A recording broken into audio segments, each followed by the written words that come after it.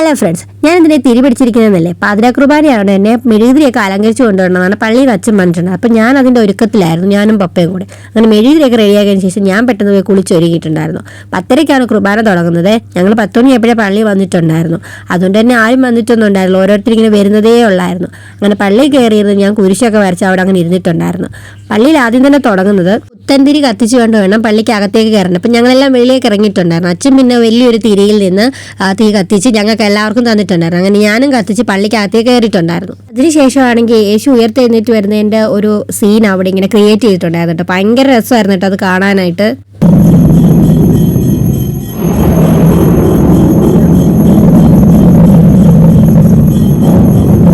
സത്യം പറഞ്ഞ രോമാഞ്ചം വരുന്ന സീനായിരുന്നു കേട്ടോ. ഇത്രയും വർഷമായിട്ട് ആദ്യമായിട്ടാണ് ഇത്രയും സുന്ദരനായ ഒരു യേശുവിനെ ഞാൻ ഇത്രയും അടുത്ത് കാണുന്നത്.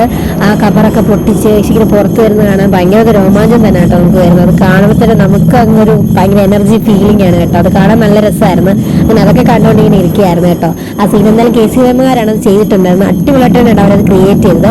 അതൊക്കെ കഴിഞ്ഞപ്പോൾ പിന്നെ കുർബാനയായിരുന്നു കേട്ടോ. കുർബാനയൊക്കെ കഴിഞ്ഞ് പിന്നെ യേശുവിൻ്റെ രൂപം അവിടെ വെച്ചിട്ടുണ്ടായിരുന്നു, ഉയർത്തെഴുന്നേറ്റ് വന്നിരുന്ന. അത് കഴിഞ്ഞ് പിന്നെ ആനാൻ പുത്തൻ വെള്ളം മേടിക്കുന്ന ഒരു ചടങ്ങുണ്ടായിരുന്നു. ഭയങ്കര തിരക്കായിരുന്നു. പിന്നെ ഞാനും ഒരു കുപ്പി വെള്ളമൊക്കെ മേടിച്ചിട്ടുണ്ടായിരുന്നു. അങ്ങനെ യേശുവിന്റെ ഒരു പവർഫുൾ കംബാക്ക് കണ്ടതിന് ശേഷം പള്ളിയിലെ ചടങ്ങെല്ലാം കഴിഞ്ഞ് പുറത്തിറങ്ങിയപ്പോഴാണ് ഈസ്റ്റർ മുട്ട കിട്ടിയിട്ടുണ്ടായിരുന്നു കേട്ടോ. അതൊക്കെ മേടിച്ച് ഞങ്ങൾ നേരെ വീട്ടിൽ വന്നിട്ടുണ്ട്. 2 മണിയൊക്കെ ആയപ്പോഴാണ് വീട്ടിൽ വന്നത്. പുത്തന്തിരിയൊക്കെ കത്തിച്ച് വീടിനകത്ത് കയറിയിട്ടുണ്ടായിരുന്നു. അപ്പോൾ എല്ലാവർക്കും ഒരു അടിപൊളി ഹാപ്പി ഈസ്റ്റർ ആശംസിക്കുന്നു. Happy Easter.